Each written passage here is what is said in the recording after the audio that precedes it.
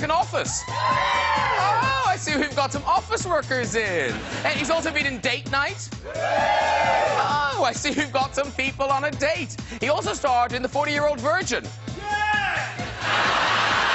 Awkward. Let's start the show!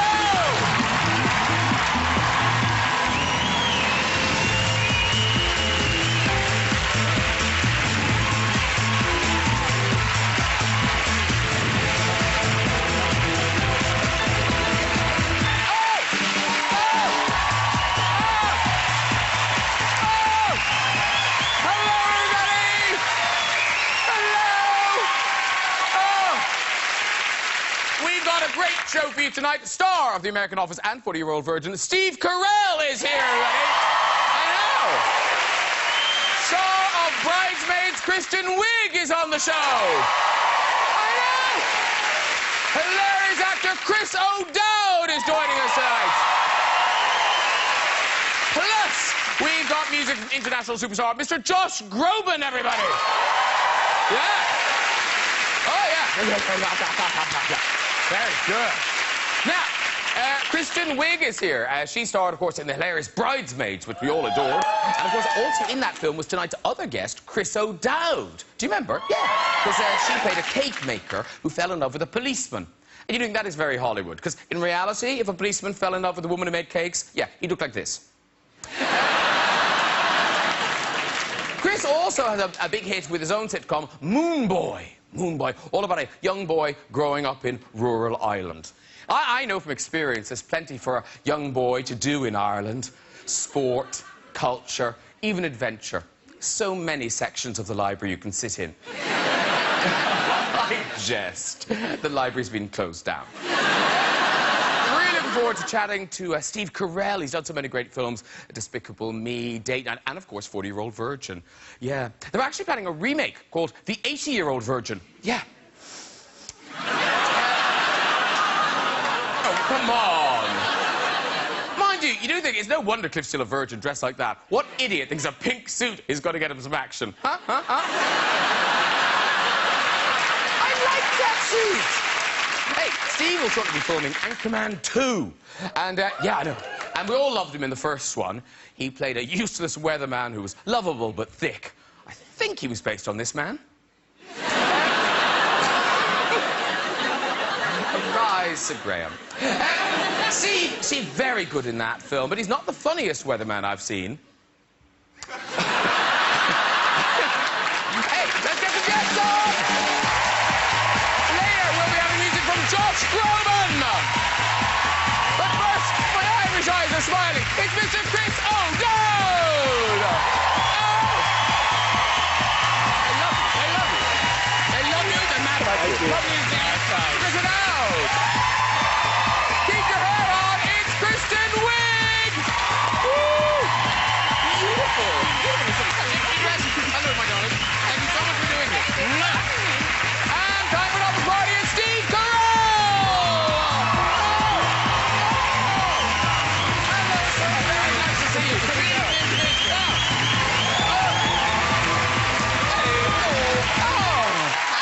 We're clapping, we're cheering, it's lovely. Now, you all know each other. Oh, we do. We know each other. Not like that. No, because you guys were in, was it Dinner for Schmucks? Yes. Dinner for Schmucks. In Bridesmaids, and now Despicable Me 2. Well, Despicable Me as well. Yes, right. Yeah. Where you play a supervillain. Yes. But everyone who's talked about you just says you are the nicest, kindest man in all of Hollywood. Yes, that's true. And beautifully modest, too. But what's weird is, so you're really nice, but you attract niceness. I can't believe the first time... Was it the first time you came to London? First time I ever came to London was in 1984. I got off the plane with a buddy of mine, and we had no idea where to go, what our schedule could be. We had no transportation. And a guy, out of nowhere, came up to us and said, would you like a ride into London? And the trusting, innocent souls we were, we hitched a ride with this guy. He had just dropped off a friend. We got in his car. He drove us into London. Hey, would you like a tour of London? Absolutely. He took us on an immediate tour of London. Want to go to lunch? I know a great place. I belong to a club. We went to his club. We had a delicious lunch. Hey, you need a place to stay? I know a great little bed and breakfast. He was the nicest guy in the world, and he didn't murder us at the end of it. I had nothing but good experiences. And this here. was London, England. This is London, England. It's not a city we recognize from that story, is it? That's incredible. I love it here. Wow. Only good experiences until tonight. And it's interesting because obviously you weren't known in London then. No, not at all. And it's interesting when kind of fame comes later because Christian, isn't your parents, they still don't quite believe you're doing okay. Well, they make comments sometimes, like I'll do a film or something, and they'll be like, "That's so great. Is it going to be in theaters?" Like sometimes they don't quite understand that, like that I do have a job. Yeah. They're just worried about their retirement home, Yeah. the quality of their retirement home. Yeah. You know how to settle that? Buy them a house. Then they're like, okay, that works for us. Yeah. Yeah, buy them a house. A really enormous house they can't afford. Yeah, pay taxes on. It's like that, what's that show, Extreme Makeover? Yeah. And they leave them with, like, all that stuff. It's like, who's going to pay that electricity bill? It's like... It's just like a giant glowing beacon for thievery. These really shitty neighborhoods. There's Diamond like house. waterfalls and moats and Yeah. light shows. They never do a follow-up show on that show. They're never gonna see And they one. build it in a night, so you know it's quality construction. Yeah. I'll huff and I'll puff. Well, we poured the concrete, think it's set. And of course, once you become famous, you have to worry when you leave the house. And Chris O'Dowd, now you're very dapper. Have you sort of consciously decided to become more dapper? But you know what? After, it's a weird thing because you start going to a lot more event stuff when things start going well. And it took me a while to determine what my look would be, Oh yeah. And you know what I mean. Yeah, I know what you mean. And so I thought I'd go for like disheveled chic for a while, but because I'm kind of disheveled, I look like I was a tramp who had just pilfered curtains or something. So I thought I'd try like the Mad Men look, and that would be kind of sexy. Wait, what was that? What was your? It was kind of sharp, Yeah. and but it didn't look good. Until one night I was actually watching Mad Men, and by accident I realized that I was wearing exactly the same outfit as one of the characters in Mad Men, and I thought that was pretty great, and I brought a picture of it. You took a picture? I'm wearing exactly the same outfit as a character from Mad Men. I think we've got it here.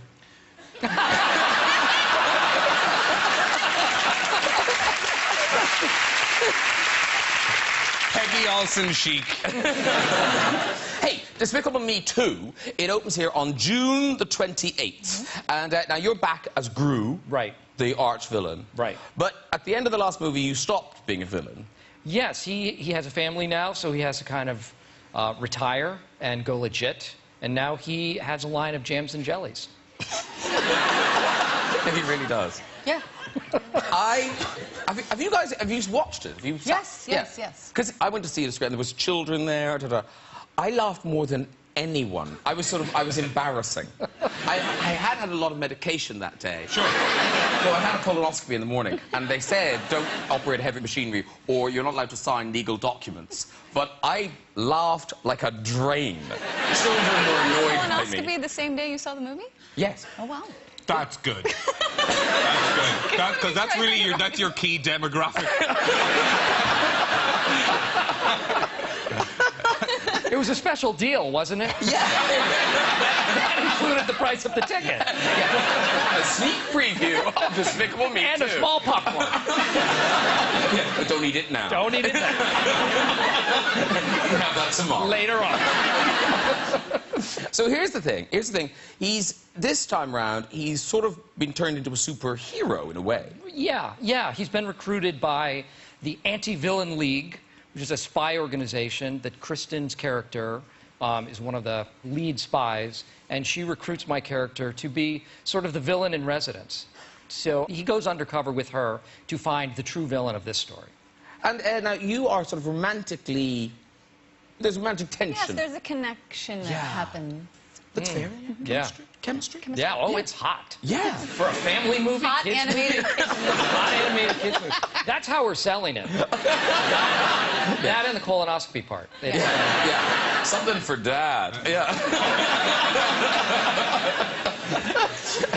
So this is your character, Lucy. Yes. And Gru. You've gone undercover in a mall. And this is the two of you. Do I need to... Does that need any more explaining? No, that's basically it. And we're trying to find the super serum that is turning people and things into horrible versions of themselves. Oh. Yes. It's Fear. very scary. Fear. Right. Here we go.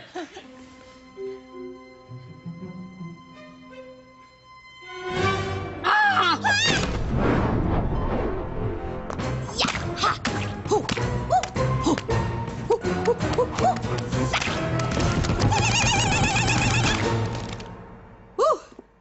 Wasn't expecting that. Or was I? Oh, you got a little... Here, I'll get it. Oh, it's just spreading. All right. This I isn't- got it. I got it. Stop it! Oh. I'll let you get it. Yeah, what you just saw there was a little something new I've been working on. It's a combination of jiu-jitsu, Krav Maga, Aztec warfare, and crumping. Okay, that's weird. Why are you here? On assignment from Silas. I'm your new partner. Yay! What? No, yay!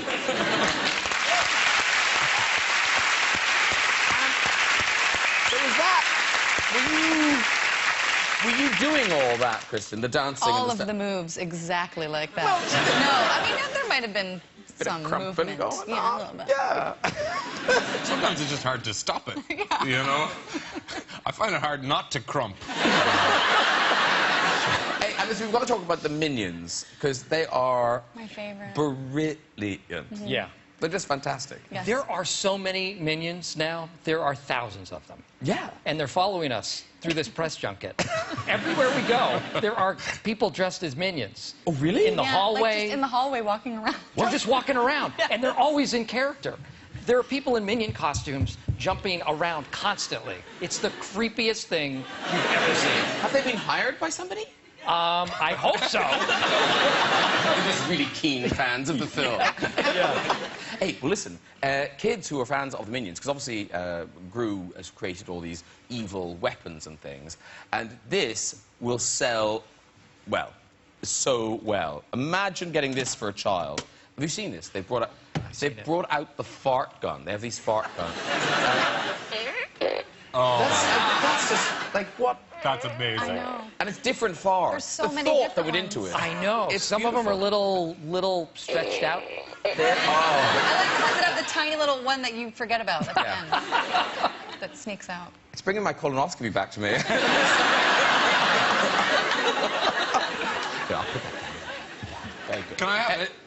In a little while. All right. Not now. Not yet. Not yet. Please? No, it's timed. It's armed. Okay. It's armed. Okay. Yeah. I won't. It'll go off in about 10 seconds. No, seriously, you can put a What are we timer on gonna it. do Did you know? Really? Yeah. Oh, that's clever. No, isn't that really clever? Yeah. Yeah. In a minute, that will go off. Really? I swear to God it will. Okay.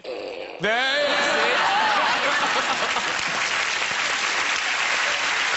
You can have it now. I feel bad. I totally stepped on Now it. you can have it. No, you now you can have Totally it. Yeah. ruined that. Oh, my God. Dawn is going to love this.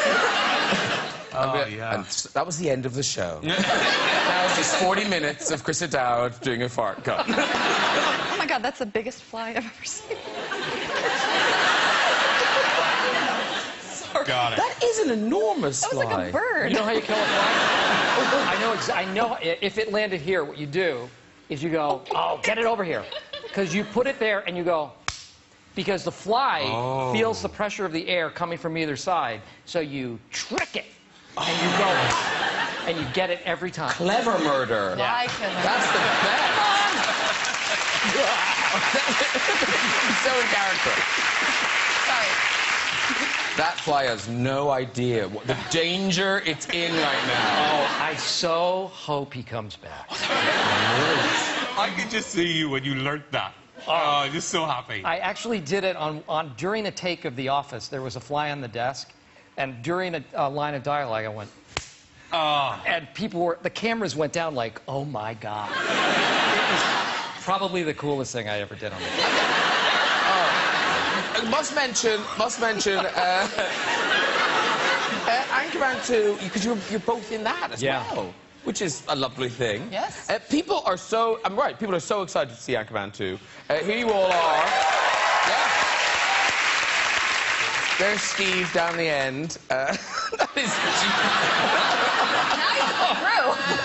Oh, actually, that was one take we did. And Will said, you know what? Look upset that they gave you a perm.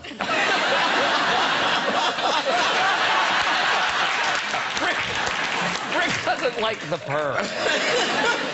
And now you play Brick's love interest?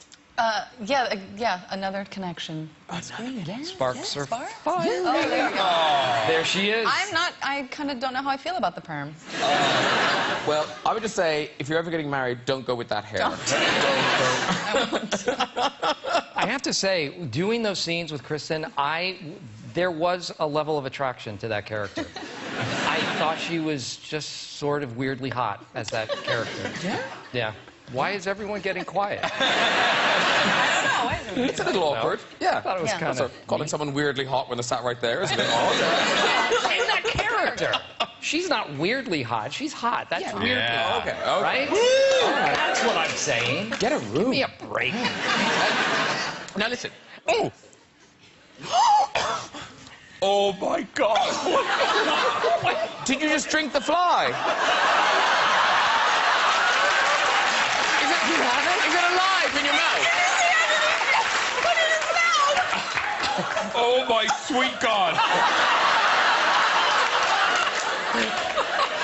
Is it alive? Is it alive in your hand? Okay. His hand is all wet! Okay, put it there. I took... Here we go. I'm taking this thing down. I gotta tell you, It's drunk now. It's drunk. I've chewed it. I took a drink. And I was like, I didn't realize I had any ice in there.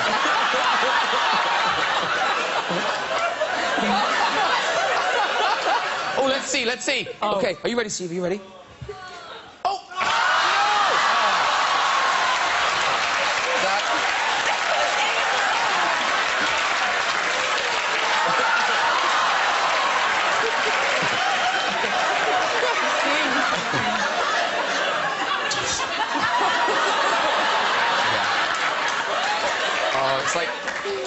It's like CSI Fly. You just draw a little chalk outline around it.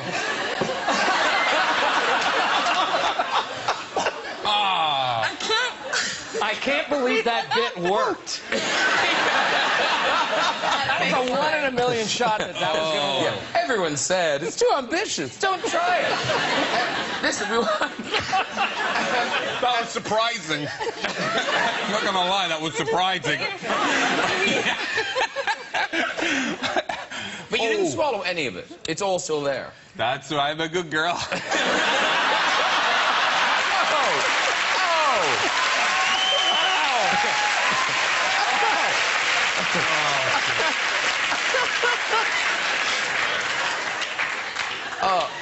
Moving on. I'm doing this. I'm hosting a chat show. Yes. We're going for it. Chris O'Dowd, he's back on our screens with, this is very posh, it's Family Tree. It's going to be on BBC Two for the middle of next month. And it's Christopher Guest, who did Spinal Tap and lots of other things. And it's a mockumentary, is that what they call them? Well, it's, I don't know if he calls it that, but it's essentially, it's an improvised show. So there's, he writes really great storylines and stuff, but there's no dialogue. So we kind of, we make it up a little bit as we go along. And it's a comedy version of Who Do You Think You Are? Is that the idea? It's somewhere in that area. It's like, kind of like a parody of that. Where a guy, he's kind of left by his woman and he loses his job, but he's left a big trunk of stuff by this great dead aunt. Great aunt that dies. A good aunt. And so he starts delving into his past and looking into his family roots and all that kind of stuff, and meets these interesting people as he goes. Okay, listen, we've got a clip of the show. This is you're taking, I think, a photograph of a great-grandfather? Yes. Probably so. I live upstairs from a guy who owns like a ye olde curiosity shop kind of place, and I think I'm bringing him a photo that I've just got in this trunk. Okay. My great aunt died, and she left a box of bits and bobs, and I thought, I know a man who enjoys his bits and bobs. Bits and bobs. And this was in it. I think is my my great grandfather. Now look at that. Yeah. Blimey, he's a stout fella, isn't he? Yeah. Well, see the family resemblance. Puff your cheeks out a bit. Yeah, narrow your eyes.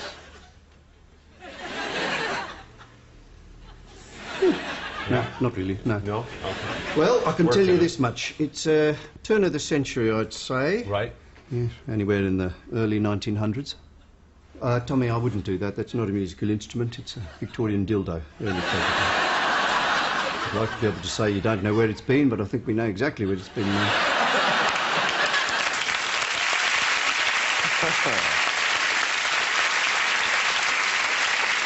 And have you done the real Who Do You Think You Are? I haven't, no. You've done it, though. I did it. How was it? It was, well, I did it, well, my mother was interested, so I did it for her. Yeah. Yes. And I didn't cry. They want you to cry. And I They really want you to cry. They really want you to cry. Yeah. They say things like, a lot of people find this process upsetting. And I was like, at what point would you have cried during this so far? And Yeah. they're like, yeah, in fairness, yeah. But it's big in America, isn't it? Don't they have it in America? We do, There is yeah. one, yeah. Yeah. I did look into my past a bit while we were doing it, and there would be no reason for me to do Who Do You Think You Are? Essentially, I looked back to, like, the 1700s and found the very first O'Dowds, and they're from 15 minutes from where we live now. So, not big travelers. Real seasick group, essentially. Now, since you were last here, Chris O'Dowd, Chris has got married. A lovely marriage has taken place. Very nice. And we've got a picture of you and Dawn. There you are. Oh, I'm on the left. But there is all that pressure, because, you know, it's supposed to be the perfect day. Nothing can go wrong. So did you get to enjoy it at all? Yeah, I mean, we really had a fantastic time. And I feel like if I had one regret, I wish I had drank a little bit less.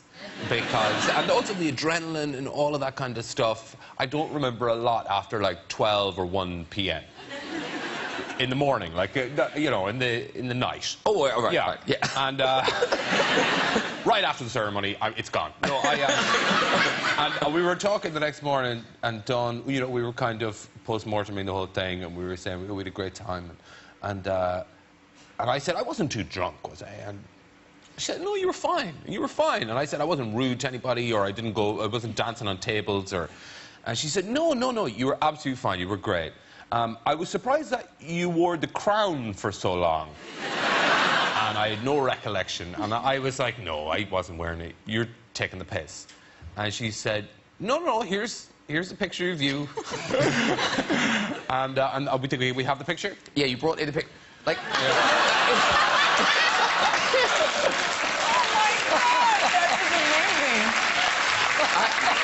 I have to say, Dawn looks awful in that picture. We had like a whiskey luge of our cat. Oh, is that your cat? I was wondering. Yeah. Its head is slightly melted here. That's right. Well, I've been sucking the shit out of that all night. That's my best man. And I don't know where the crown came from. That face is brilliant. That is just such a fabulous drunk face. Just so happy. Very good. Now, you'd done Bridesmaids before getting married. Yes. Did that scare you? Well, I mean, I've always found women terrifying. So I wasn't so much worried about all of that. I mean, you must. I always remember thinking when we used to do the press for the movie, like, nobody can ever ask you to be a bridesmaid. I know. Is that tricky? I guess. Yeah. I mean, no one's asked me since I made it. So. Sure. Because the thing is, so Bridesmaids, you wrote Bridesmaids. Yes, co-wrote it. Co-wrote Yeah. it. And it was the first thing you ever wrote. Yes. Which Script, is- full script. I mean, I'd written like little sketches and stuff. Yes, that is amazing. But it is that thing with first scripts or first novels or anything, people tend to just steal big chunks of their own life. So, like, are there... What are there big bits that are... Not as much as you'd think. I mean, I had never, you know, lost control of my bowels. Oh, didn't you? That was the only one to be true. No. What if that was the only thing that was true and we just wrote the whole movie around it? Remember that time we all shot ourselves? What if I mean, honestly, not that much. Really. But where did that come from? Because that is one of the funniest scenes of all time. Thank you. Actually, I remember when we were writing that scene, my writing partner kind of acted out that part. She was like walking, and she's like, "What if she just sort of?" She just like went down to the ground. We're like, "Yes, we have to put that in there." Is it like Holly Hunter and the piano? You know, when she goes sit down on the beach. Exactly like that. Because then, oddly, Steve, you had a kind of similar experience where you got to write a script and you wrote 40-Year-Old Virgin. Yeah, I co-wrote that. But you chose to write this scene for yourself, which is like, which was a form of self-loathing and... Yeah, I thought it would be funny. And it is very funny. Well, I thought it would be funny for the guys that were watching it in the scene, because there's no way you can replicate that. There's no way you can act the horror that you're witnessing and the joy of watching a man go through something like that. And at one point, Romany Malco has to leave the scene because he's so utterly grossed out by the whole process. For real. For real, he has to leave. You see her there, that actress, I love her face. I know, there. me too. That actress, is it true she lied in the audition? Yeah, she said that she knew how to wax. Is that true? Yeah. It was, I think she was told that they needed someone to wax a chest, and she said that she was proficient at it. It turns out she had tried once to wax her boyfriend's back. And obviously that didn't go well either. There was a point, God. You put the wax on, but when you wax around the nipples, you're supposed to put a little Vaseline. So the nipple doesn't actually... Very good reaction. Yeah. Very good reaction. You know where I'm going with that. The wax is so viscous that it will rip your nipple off. She did not put the Vaseline on my nipple. Sweet God. And she reached down, and somebody had the forethought to say, hold on. It's the only time we cut and said, you've got to do that before you do that. Oh. And so I still have 2 functioning nipples. Phew. Yeah, we are so happy. That actress is not the only person who lied in audition. Chris O'Dowd, J'accuse. Oh, shit. Well, you know what? Everybody does this. And for whatever reason it is, actors don't drive. They're really bad, like, at learning to drive. So In this country. In this country. With no money, you can't afford a car. I just pay public transport everywhere, so I just don't need to. So, yeah, so I took a job where I told them that I could drive, but the job was I was the getaway driver. So they just shot it from behind. I got somebody else to do it. Yeah. Chris, pretty bad. didn't you say... Pretty bad. Did you say you were a professional dancer or something? Well, I didn't say I was a professional. You know, okay, at the bottom sometimes of your resume, they say, like, special... What is it, like, special skills or whatever. Yeah. So you put, like, a kayak and, like, I can dance. Like, I can go... You put and, kayaking dance. on there? Yes. Yeah. So my commercial agent at the time called me and they said, can you dance? And I was like, yeah, I could dance. And like, but really, like, this is for like a dance. Can you dance? And I said, yes. And she was like, all right, well, wear like your clothes, go to this audition. So I was like, so I just put like sweats on. I just put like sweatpants on, like a sweatshirt, and I go in, and women are fully like buns, leotards, stretching, and I'm like, I go in and I'm like, trying to stretch with everybody. I'm like, what is gonna happen? And I go in the room, and they're already looking at me like, what are you doing here? And they told me the direction was, it was for some like HBO like thing. They told me to start on the ground, and they wanted people to, like, like rise up like they were flames. So I was like... So I just, like, crouched down on the ground, and I just... I just did, like, a turn. Like, just one full turn. And then I just stopped. And just stared at them, and they were like... Thank you. It was so humiliating because they seemed genuinely mad, and it was awful. Oh, I would pay £1,000 to see Well, that. somewhere, it's somewhere. And here it is.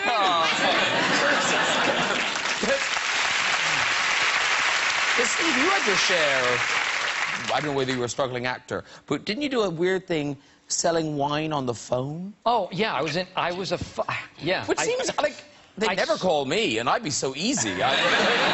Well, I knew very little about wine, too, so you have your cheat sheet in front of you. The varietal characteristics of this vintage are, you know, an oaky afterbirth, or whatever it is.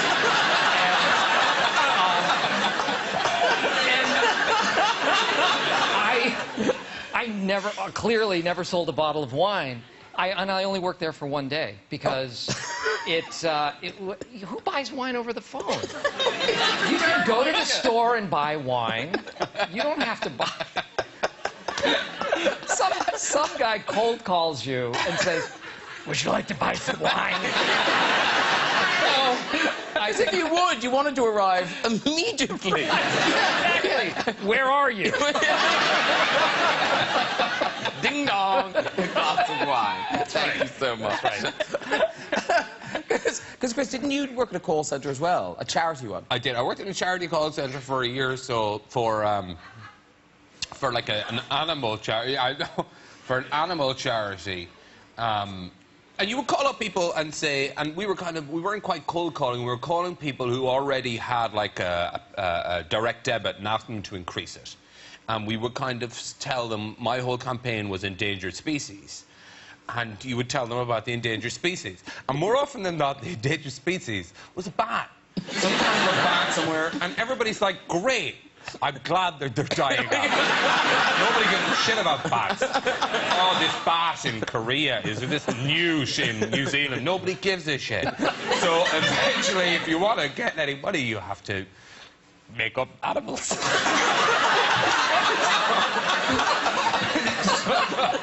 Make up animals that are, you know, in trouble. So for like a month, there was people across England terrified about the disappearance of the tiger swan. Which was just a normal swan, but with the stripes of Bengal.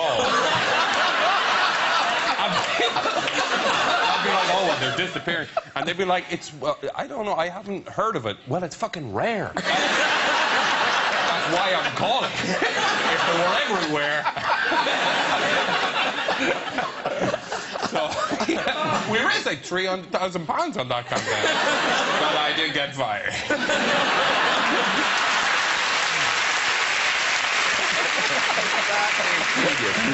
Right, it is music time, everybody. Now, it's always a treat to welcome my final guest tonight performing I Believe When I Fall in Love, It Will Be Forever. Please welcome the fabulous Mr. Josh Groban.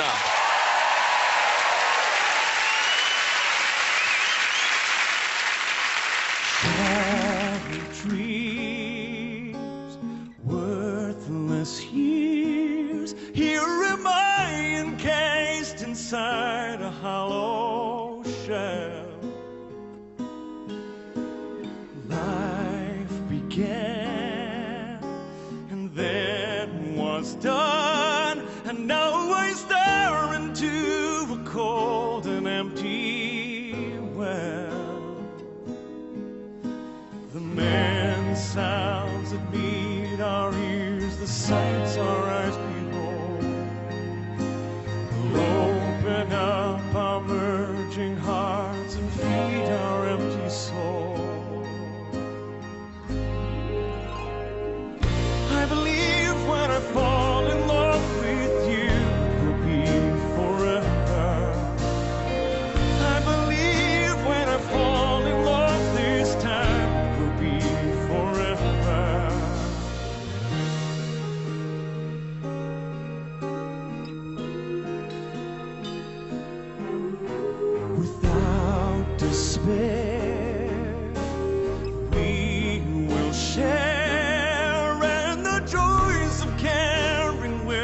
cannot be replaced.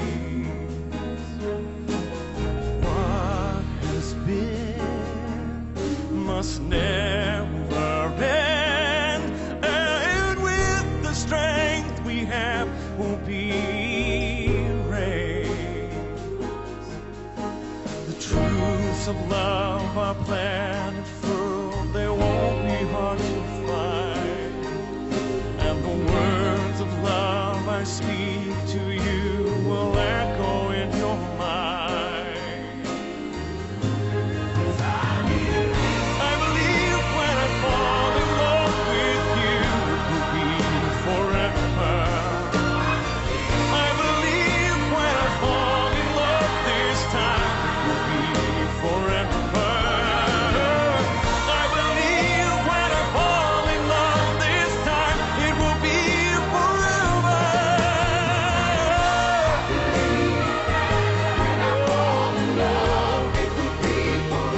And then those hands will go.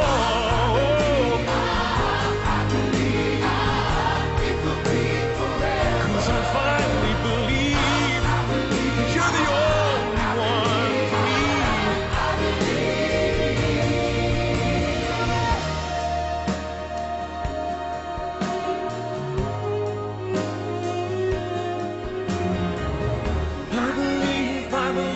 I believe when I fall,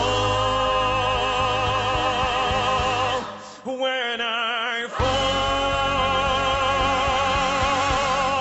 when I fall in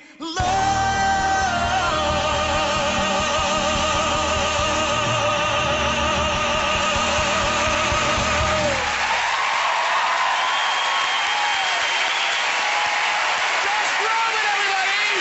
Oh, come and join us, Drew. Brilliant job. Hello again. Great to see you. Thanks for Come on having me. over, Josh. There you go. It's Chris. Oh, hello again. Hi, nice to see you. Nice to see you. Hey, Steve, great to see you again. Thanks, buddy. And, ladies and gentlemen, keep your applause going for the choir in the office over there. Fantastic. Beautiful. Oh, my. I'll take it away. Oh, that looks delicious. Yeah, and all the musicians and everything. Not an egg thrower amongst them. It's good. Happy family. This is, by the way, the greatest couch in the history of mankind, I think, these three people. I'm so excited to finally be Aw. the tail end of it. I love you guys. I agree. I love you guys. Okay. Okay, we'll do some gushing in a minute, but let's do some business. That is off your album, All That Echoes. Yes. Which is in shops now. I hope so. Yeah, you know, disc Yes. shops. You Yes. can go to. There's still a few of those. Yeah, left and in the world, you yeah. can buy that, yeah. And, by the way, if you're watching in Glasgow tonight and your wife said she was going to a Josh Groban concert, she's not having an affair. You are in Glasgow tonight. I'm on stage right this moment. Really? You're doing a spontaneous encore. Yes, Yeah. yes. It's like that Tupac hologram. I'm everywhere. And then, and Sunday, you're in Dublin. I'm in Dublin. We're finishing the European tour at the O2 in Dublin. Yeah, it's gonna be fun. We're really excited. We always have a good time there. And Are you going? Yeah. Okay, thank you. I feel like you could be my brother from another mother. I know, feel there's like something we've got, there. like- Yeah. I've heard that when I'm clean Yeah. shaven, I get that a lot. And when I grow a full-out beard, I get that all the time. Well, so, we you know, need to coordinate. We should. We should go fooling Just people. to freak bitches out. That's what I'm saying. But I said it was a connected couch. What's weird is, because I'd forgotten, you and Steve were in a movie together. We were in a movie together. Yeah. A wonderful film, Crazy Stupid Love, and Oh, he right. and his team were kind enough to include me in this brilliant And you film. played an absolute douche. Absolute douchebag. Yeah. You were fantastic at it. Thank you. I nailed. Apparently, I nailed the audition in one go. He was great. Yeah, You it were was, great at Did so you have thank to audition? Oh yes. How rude. Absolutely. It was a formality. And the other link that you have is, because we were talking about the waxing, you are really hairy. You're like a monkey. Yeah. Well, I mean. Wow. Oh, wow. Right? You could Do we shave- have that in common too, or? All on the back. Oh. You're like bookends. Hairy Yeah. bookends. You know what? It's funny for the joke, but I don't really. Yeah. Right? I just Oh, want to point fair out, enough. I don't have a... Yeah. Because for the bit, it's great. But I have actually a very You're smooth... protesting way too much right now. And I only have that tiny little circle right here. I shaved that's everything you. else. It's I like know a it- merkin for my chest. I know an actress that could help you out with the rest of it. Very, very good. Really? Oh, yeah. Yeah, apparently, yes, you've got some experience. Well, the thing is, now she is experienced. Now she does know what she's doing. But do you do manscaping? Occasionally, you know, I mean, just special evenings. The odd trim here and there. Yeah. If you're going on holidays. Yeah, I would never do the full body thing. No. I feel like I want to stay, you know, lumberjack. Yeah. No, I think that's fair. People can do manscaping or lady gardening, I think they call it. So, I don't know. don't? No? I've never heard it as lady gardening, but I like that. I thought that's what it was called. I'm going to call the Ladies in the choir, lady gardening, isn't it? Yeah, look at them. Yeah. I think it's the women. It's lady foresting. Really depends. Depends if it's pre or post nuptial.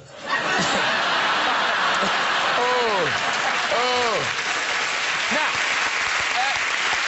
before we go tonight, we do have time for a story or two in the red chair. So, who's up first? Oh.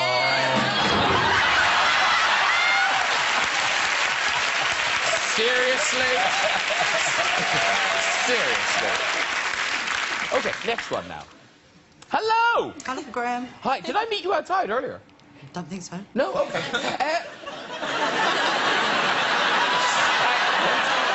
I like to think you'd remember. My name's in the show title. What are you going to see? I don't know. Just going this cue? I don't own a television. What's your name?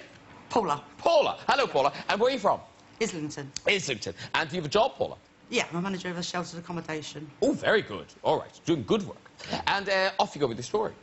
Right, so years ago I had 4 kids under the age of 7 and my husband, who was quite lazy, had joined a Sunday Football League team thing. Anyway, I used to come home every Sunday, 3 sheets to the wind, sit on the settee, where's me dinner? So I'd give him his dinner, and then he'd fall asleep. And I just thought, you know what, I've really had enough of this. So I'd come home and I waited for him to fall asleep and I'd make up some gravy and I'd flick it on his shirt. And then he'd wake up and say, where's my dinner? I said, you've had it, look, it's down there. Anyway, he went on to join the summer league, and it was a really hot summer, so he used to come home, strip off to his boxers, and fall asleep on the settee. So I couldn't do the gravy thing anymore, which really annoyed me. And I was hoovering one day, it was really hot, the kids were screaming, I was doing the washing, and it was all manic, and I was just thought, oh, I'm so fed up with him. And as I looked round, he had those boxer shorts on with the little buttons, and his little chappie was just pointing out a little bit. And this thing said to me, take the pole off the hoover. And I went over, I pulled his pants aside, and I went to go, and I thought, no, no, don't do it. And before I could get away, it just lifted out and went... He shut up and went, what was that? Well, I'd run in the bathroom, and all I could think to shout back was, the best blowjob you'll ever have. You can walk. You can walk. Best story ever. Look at that. The choir are clapping. The choir are applauding. Paula and her son. Listen, well done, everyone. If you'd like to join us on the show and have a go in the red chair, you can. Just contact us via our website at this very address. Hey, thank you to my fabulous guests tonight, Mr. Josh Groban, Mr. Chris O'Dowd, Kristen Wiig, and Mr. Steve Carell. Join me next week with musical guest Jake Bugg, comic actor Nick Frost, Hollywood great Samuel L. Jackson, and Oscar-winning actress Sandra Bullock. I'll see you then. Good night, everybody. Bye-bye.